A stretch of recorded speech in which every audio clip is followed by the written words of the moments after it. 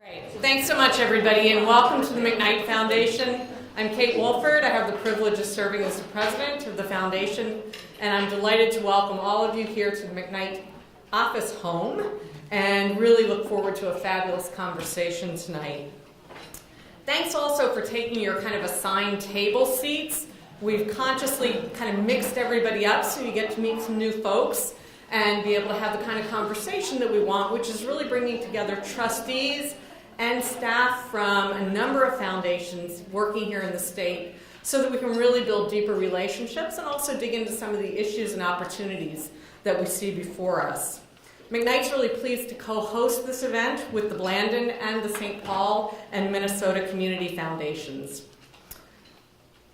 So let me do the housekeeping and then we'll get into the program. One, there will be continued availability of some food over on that table and drinks. If at any point you feel motivated, you're allowed to just get up and go. We're not going to have a formal break again until later in the evening. So just go ahead and take care of your needs. Also, if you need the restroom along the way, that's they're right at the door as you came in.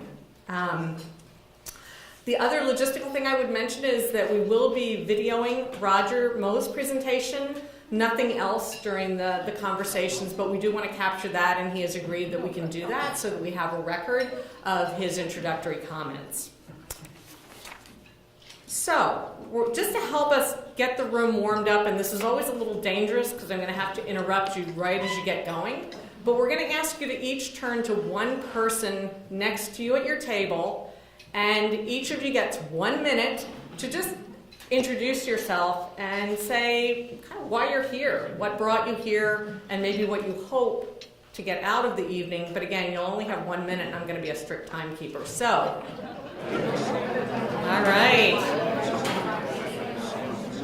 As we predicted, there would be no trouble getting conversation going in this room, so hopefully that just gives you a sense of how the evening will unfold. There will be additional opportunities to engage with folks at your table, but hopefully at least now you've made a new friend and learned a little bit about them during this minute plus that I gave you.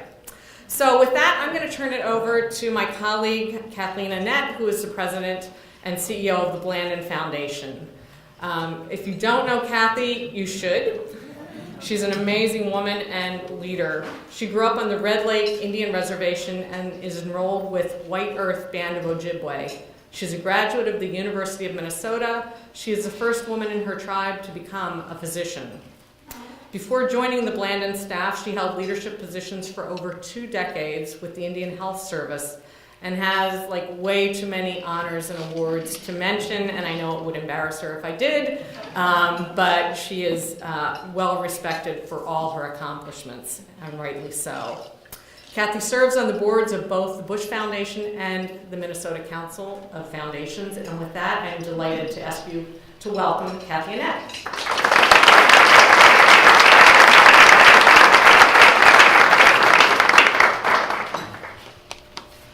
Thank you, Kate.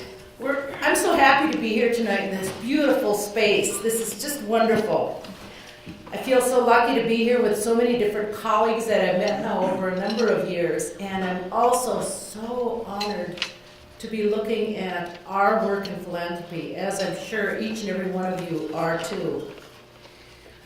Minnesota's vitality depends on a shared understanding that rural and urban Minnesota are interdependent. We all do better when we all do better. So, what is the role of philanthropy, and what could our resources accomplish if we work together better to serve the entire region, the entire state? While we recognize the enormous challenges, we also see enormous opportunity. And we feel now the urgency to do something. We are committed to this inquiry, but we don't know where it will lead. We believe change follows relationship lines. And so we are beginning this way with fellowship and conversation. We hope that after tonight, we'll all feel a bit more connected to one another and more curious about the role and responsibility of philanthropy in addressing rural-urban equity. Before introducing Lori Sturdivant, who will lead us through much of the evening, I'd like to say a few words about both her and Roger Moe. Both have contributed so much, border to border, to our quality of life in this state. It's hard to think of two people who know more about the whole state, or who have worked harder, longer, and more effectively to create a One Minnesota mindset, and to implement policies and to maintain a state that works for everyone, for every region. And both will tell you that their deep rural roots are important to their achievements. Roger, who as a child lived in a farmhouse without electricity, arguably exerted more sustained influence on our state's public policy than anyone else from the early 70s through the early 2000s, and his imprint is everywhere.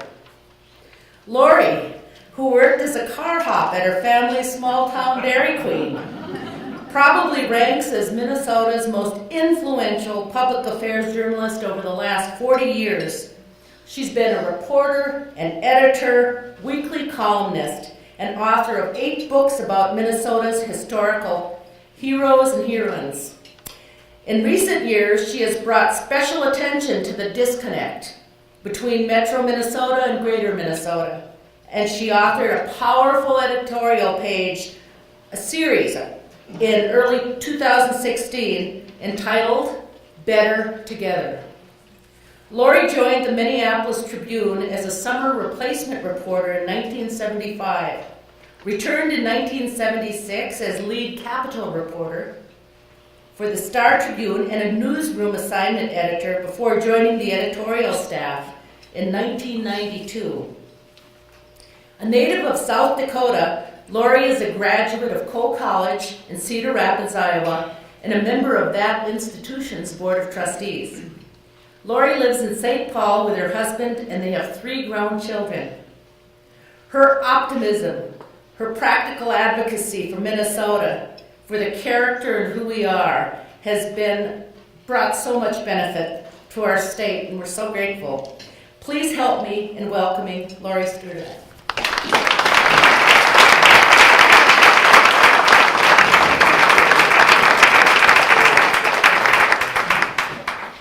Well, thank you, Kathy, and what a treat it is to be here. Thank you for inviting me, and thank you for caring about a topic that is near and dear to my heart. I think what we're about to talk about tonight is really important. As Kathy just mentioned, I'm sort of an amateur Minnesota historian, and my read of Minnesota's history is that our willingness to aggregate our resources, to come together as a state and pool our resources and then use them for the betterment of the whole state, has been really critical to Minnesota's success story. We pulled away in the late 20th century from our peer states, other states in our region, in large part because we worked together as a state on education and transportation and social services and many other things that other states tried to do by themselves at the local level rather than through the state, a strong state government. I'm afraid that the willingness to keep coming together in this way is at risk right now. And so your resources and your leadership and your vision of One Minnesota can make a big difference right now. Well, it's my happy task to interview Roger Moe, who will be the featured speaker tonight. And that's a treat for me, because one of the first legislators I interviewed in 1979 when I first came to the Capitol full-time was Roger Moe. He was the head of the Senate Finance Committee then. This was before he was majority leader. He was only 35 years old, but he was already a Senate veteran. He had been elected for the first time in 1970. When he was elected, he was the second youngest state senator in Minnesota history. I quickly discovered that Roger was one of the most approachable and likable and competent and effective legislators, state senators, in the institution. Roger, we didn't know then that you would soon be the Senate Majority Leader, or that your mentor and friend, Nick Coleman, would leave us way too soon. That was fate. But your staying power and your success through the 22 years that you headed the Senate DFL Majority Caucus, that wasn't fate or luck. That was authentic leadership. Did I ever tell you, Roger, that I thought that authentic leadership should have been your campaign slogan in 2002? I should have told you that. It probably should. It's 15 years is a little too late to mention that, probably. But I consider some of the accomplishments of those 22 years. You worked first with a Republican governor to get this state out of chronic deficits and set the table for the next 20 years of prosperity. And then you worked with an often unpredictable DFL governor, a colorful guy, to turn his brainstorms into practical programs, things like the Job Skills Partnership that is with us today to help lift the skills level of businesses throughout the state. You helped get the state of Minnesota through the farm crisis of the 1980s with smart initiatives like farmer-lender mediation that continue to allow farmers to stay on their farms. You created a coordinated higher education system out of the disparate institutions that were scattered throughout Minnesota. Ladies and gentlemen, I give you tonight the father of the MnSCU system. And pertinent to our conversation tonight, you secured the seed money that created Minnesota's 6 regional initiative foundations, still growing strong and represented here tonight, 30 years later. All the while, all right. All the while, Roger kept his caucus, his DFL caucus, together. There was seldom talk in those years about a visible rural-urban divide. You also kept the minority engaged so that the Senate was a place of bipartisan comity. That's comity with a T. And he won elections. I heard it told that there were only 3 DFL incumbents who lost election on Roger Moe's watch. And if that's true, that's remarkable. Roger Moe's Senate was a place of good sense and stability, and that's a place we miss and we wish we could bring back again. A few years ago, when I introduced this good man, I noted that a Minnesota politician can know he has secured a lasting place in the state's hearts and minds when he is universally referred to by his first name. Think of it. Everybody knows who I'm talking about when I mention Hubert, or Fritz, or Wendy, or Arnie. Well, there were 2 Rudys, I noted that night. But 15 years after he left office, there's still only one Roger. I give you Roger Moe.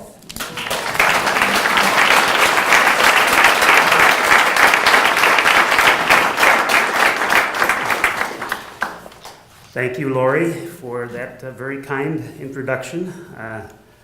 Of course, on a bipartisan basis, when I have a nice introduction like that, I'm always harken back to 2 important individuals. Hubert Humphrey, who after an introduction like that said that his father would have appreciated it and his mother would have believed it. And Dwight Eisenhower, after a nice introduction, said, "Praise is like perfume. It's all right as long as you don't swallow it." So I won't do that.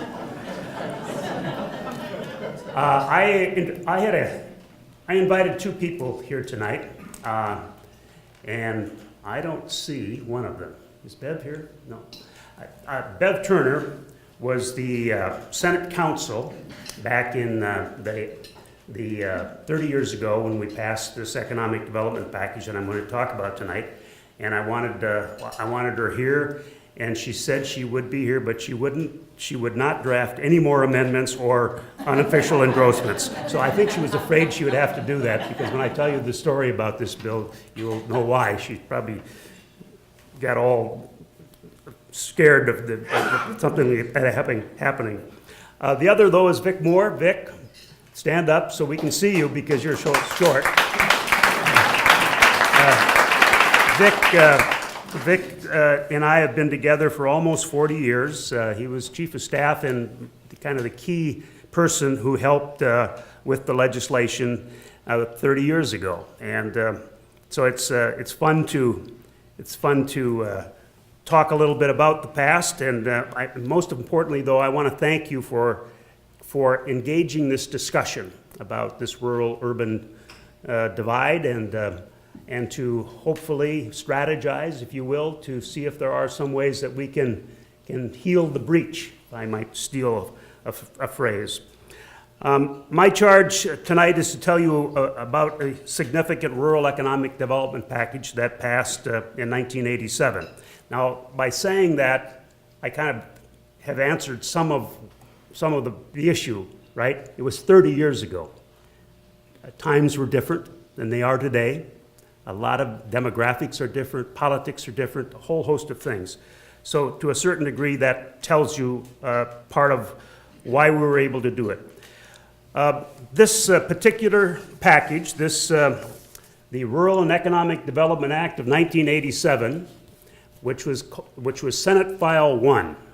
And I want to talk a little bit about Senate File 1. I'll refer to it that way, all right? And just so you know that it was 30 years ago, that's me. See, with dark hair? You know? So, the reason I want to mention Senate File 1 is because if you'll notice when the legislative sessions start, these in recent years, the House File 1 or Senate File 1 will be kind of their marquee issue or the issue that they want to highlight. Well, that process started in 1987 with Senate File 1, and it's been going on ever since. And so that's one of the only marks I'll probably leave on the legislature, but I think it's a good process to follow. So I'm going to talk a little bit about the conditions that led up to the creation of the legislation, the process we went through, and a little bit about what it included. I will kind of put that in the context of today and see if it's something like that could happen today. And then I will close by seeing if foundations might be interested in taking on a couple of challenges that I might suggest. So with that, let me start. Now, when Vic reminisces about this, he only goes back to about 1986, 85, 86. I go back to the summer of 1980. And as Lori indicated, the majority leader at the time, Nick Coleman, who's the father of the mayor of St. Paul, Nick was ill with leukemia. He was the majority leader of the Senate at the time. He had announced he wasn't going to run again. He was diagnosed with leukemia. And so he was not in a condition to run the campaign. And so he asked me to run the Senate campaigns. So my responsibility was to kind of orchestrate 67 different Senate candidates around the state and to come up with a strategy. But we were on the ropes. Governor Quee had a very good 79 and 80 legislative session. In 79, he was able to pass a big tax proposal that he wanted, which was the indexing of the income tax. We got on the ballot. He wanted on the ballot the initiative and referendum. But he had a successful 79 and 80 session. At 80, there was a budget shortfall, at least predicted, and they came out of that with a strategy on the budget that looked very good at the time. And so we really didn't have much to go on. Well, all of a sudden, in August of 1980, the second quarter of 1980, the economic indicators were showing early signs of a recession. And back then, when the governor was given bad news like that, it was monthly. And the law required the governor to immediately remedy that problem. And so he did what he had to do. He reduced the budget. Well, he reduced K-12 education, higher education, and local government aid. Well, you can imagine, I was on the plane the next day, all over the state, and we had our issues. And the rest, of course, we had a successful election. Unfortunately, the Senate majority and the House majority, unfortunately, we inherited a very difficult budget problem because the recession kept getting worse and worse.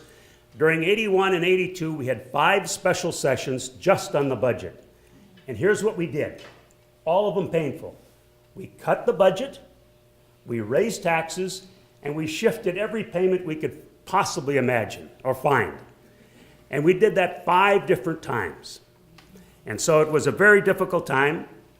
And so in the election then come about, Governor Quee did one of the most courageous things, I think. He set the table. He basically allowed a tax increase to go into effect and helped the next governor. He had announced he wasn't going to run again.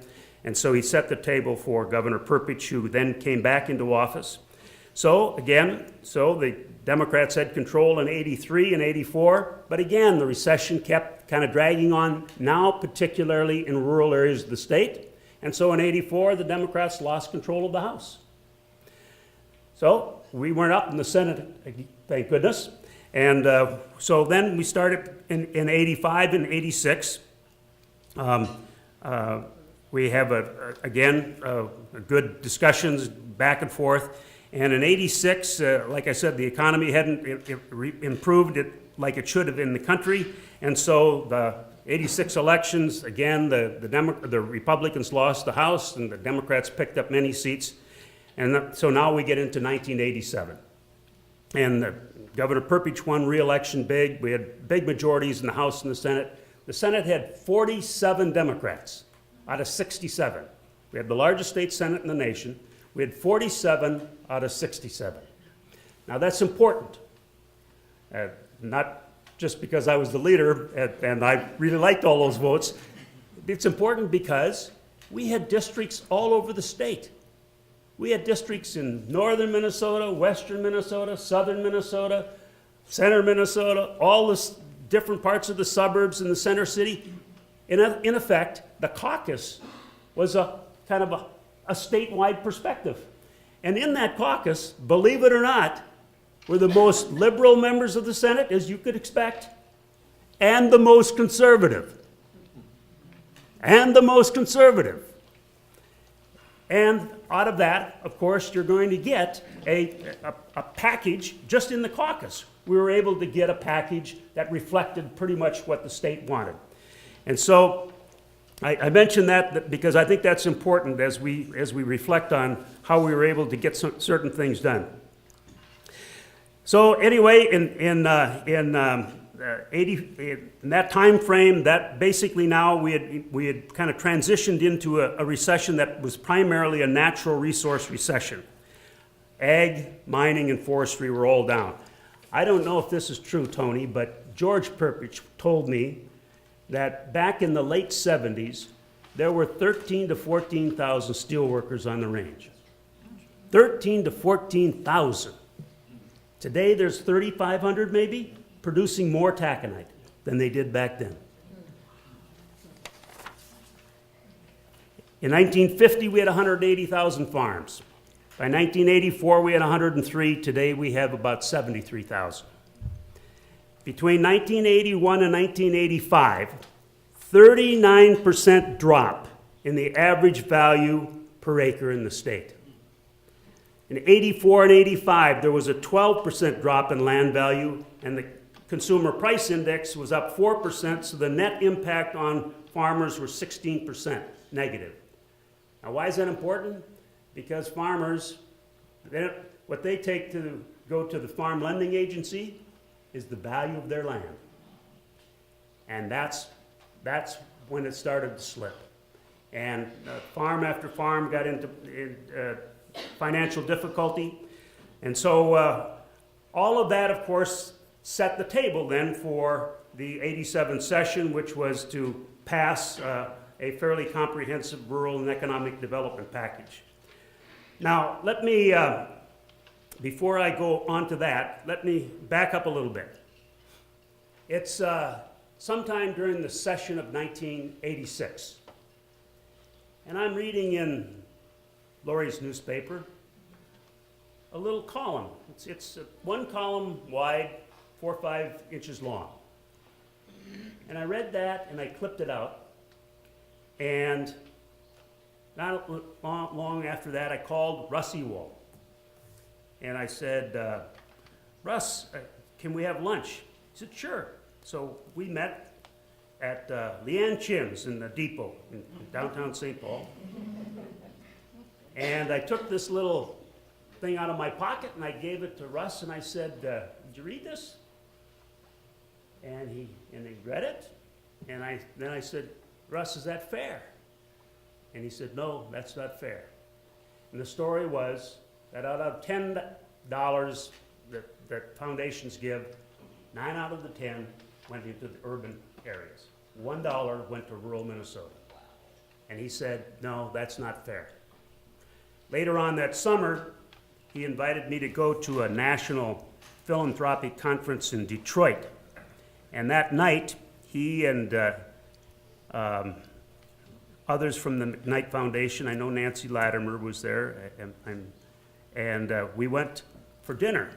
And we went across, or I should say, under the river to Windsor, Canada, and we had dinner at a restaurant called the La Bastille. And that's when he indicated that they were going to put significant money into these initiatives. And he's often referred to that dinner from then on as the most expensive dinner he ever had. So we get ready to start the 1987 session. I had indicated to Governor Perpich at the time that I was going to carry he had a proposal called the Greater Minnesota Corporation. And the Greater Minnesota Corporation was an idea that he had witnessed from a couple of other ideas like this around the country, the Ben Franklin Technology Development Authority in Pennsylvania and the Battelle Science and Technology Institute in Ohio. And this Greater Minnesota Corporation was to finance applied research and product development and was enabled to take equity positions and to provide venture capital to start up businesses, in this case, rural businesses. And what really caught the governor's eye, of course, was that the Battelle Institute had bought a 60% interest in a small copying company. And that small copying company became Xerox. And he thought, we can do that. And so I indicated I would be the author of his proposal, the Greater Minnesota Corporation. And so we put that into Senate File 1. And in that proposal, I'll just walk through it. We had a number of articles. One was the creation of the Rural Development Board. This statewide board was to oversee a rural rehab loan program and a newly created challenge grant program. It had a couple of responsibilities. Develop a rural investment guide, which was to be a strategy to advise state agencies and higher education on rural development investment, and then to provide these challenge grants of $1 million to the 6 newly established regions in the state. And how we managed to find this money, Vic found it actually. It was there was a old federal farmer home program that a board had been using basically the interest off it, and what we were able to do, he was able to go and convince the USDA, I think it was, to allow us to use these resources in a different manner, and we were able to then provide that match, that challenge with the McKnight money, and thus create the regional foundations which have been so successful up to today. And so while this Rural Development Board, that no longer exists, and the rural investment strategy never really accomplished what it was intended, these regional initiative funds, as I indicated, have been going strong. Now I want to highlight this. The rural investment strategy never accomplished what it intended. I'm going to get back to that a little later. Secondly, the Greater Minnesota Corporation, I told you what that was all about, and unfortunately, a great idea. Significant resources were devoted to it, but it never really took off the way it was intended. One of the parts of that bill was to create regional research institutes. One of those was the Jerry Schoenfeld. Tim was very instrumental in pushing that effort, and it was to create the Ag Utilization and Research Institute.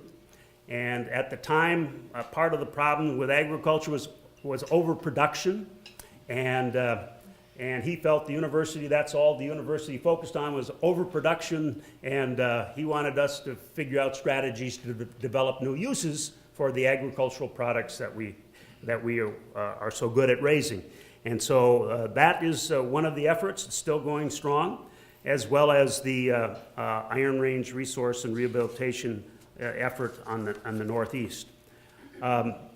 We created the Public Facilities Authority, At the time, and again, it was controversial because the Minnesota Pollution Control Agency not only regulated water and wastewater treatment, but also funded it.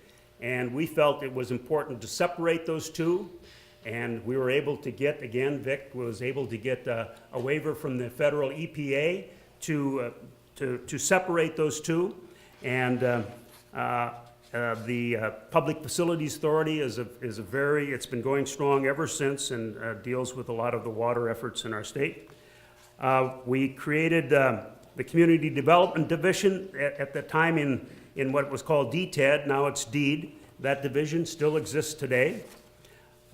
We abolished some of the Energy and Economic Development Authority and transferred those various functions to the Public Facilities Authority, and as well as to the Ag and Economic Development Board was established. We had an urban revitalization program. Now you'd say, why was an urban revitalization program in this bill? Well, this bill was going to pass. And my colleagues from the cities knew it was going to pass. And so I thought if they wanted to get on, that's great. That helps broaden the appeal to the program. And so we have the urban revitalization program, which is still in effect. We had a natural resources division, and it created a minerals coordinating committee that was charged with developing a 10-year mineral diversification plan and appropriation for that.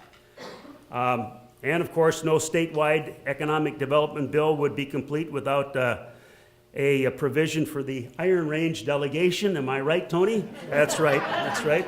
So we had to make sure that we broadened the authority of the IRRB and provided some loan guarantees and interest buy-downs and the like, add some additional revenues.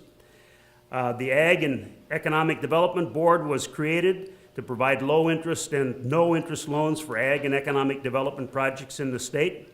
This program is still operating within the Department of, within DEED. And we expanded the job training and education programs. Lori mentioned the Minnesota Job Skills Partnership. We broadened the scope of the Dislocated Workers Program and the Job Skills Partnership Program to include farmers that were dislocated as a result of the crisis. And some of those programs are still in effect today. In effect, we put a lot of money into it. There was $95.5 million endowment for the Greater Minnesota Corporation, and another $37.5 million was appropriated for all of this. It took 17 different committee hearings, 10 unofficial engrossments in order to get the bill passed. And again, as you can tell, as is the case I think in most kind of political situations, the times dictate what's going to happen. There were tough rural times, and folks responded in the legislature. So let me get to that part. Kind of good news, bad news. I think the bad news is something like this couldn't pass today. The times aren't right. The rural economy, albeit I think we would probably argue one of the biggest problems is some of the wage differentials, but by and large, different sectors of the rural economy is not too bad. And I think the sign I see most often is help wanted. But it has more to do with wages. The demographics are different, a whole host of things that probably would prevent us from having something like this passed today. But the good news is, I think that programs like this, maybe not to this degree, and it doesn't necessarily indicate that there would not be any involvement from the legislature or Congress or other non-government sources, but I believe that most programs that are going to be successful in the future are going to be organic, where they're going to come out of a community or an organization. And so that kind of gets me to where you all are at and how foundations can help. And I want to suggest 3 different things that I think, if for nothing else, you can at least have something to talk about at your table and say, those are really dumb ideas or something.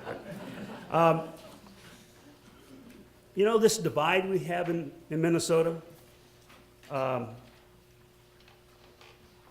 you know, a lot of it is caused by the political rhetoric. Really. It's,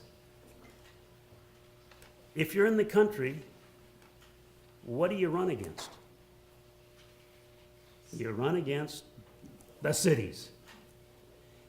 And that has been so ongoing now for way too long that I think it's contributed to this divide. And the reality is that Minnesota has a Robin Hood fiscal policy. It really does. We collect money from the income, sales, and corporate taxes, and we put it into a fund, and the legislature devises different formulas for the education part and the healthcare part and local government aid part and that sort of thing.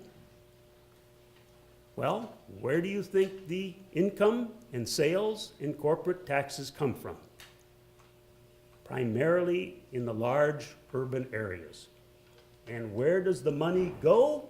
It goes to fund my schools, where I come from, and help my nursing homes.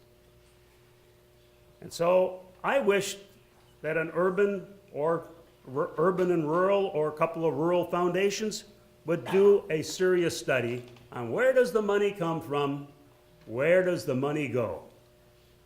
Because I think that some of this rhetoric, at least somebody would have the power then to say, wait a minute, we're kind of in this together. And I think we'll find out some interesting things. So anyway, that's something to think about. Now I have to point out, I'm a trustee on the Minnesota State College and University Board, okay? So if you think I'm kind of panhandling for them, you're right. First of all, I have been given permission on behalf of the board to thank you, to thank all of the foundations that have been generous to the various campuses across the state, so thank you very much for that. I'm going to challenge you to take a look at some other things. This is a great system. It's the fourth largest higher education system in the country. 30 different colleges, 7 universities, 54 different campuses. I said this before I became a trustee, and I'll repeat it tonight. The best economic development program in this state is that higher ed system. And it's all over the rural parts of the state. So it's the best rural development program we have in the state, and it's already in place. It needs your help to realize its full potential. It needs your help. And so I think, excuse me, things are happening so fast. Change, you know, what used to happen in a couple of years now is taking a couple of months. My friend Jim Benson, who was a futurist up in Bemidji, he tells me there's 25,000 new things every day in the world. Now, I don't know how Jim knows this, but there's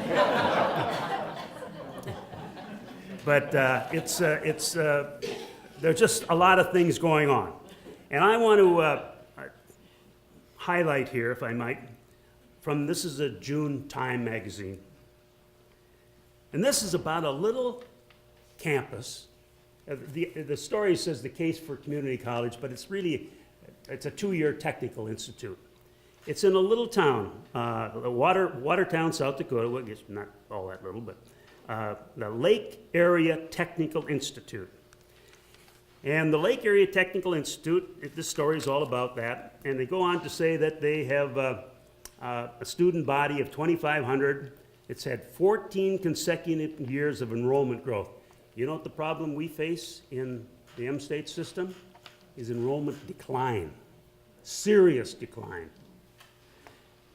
Officials originally projected that the Lakes Area Technical Institute would reach its current size in 2040.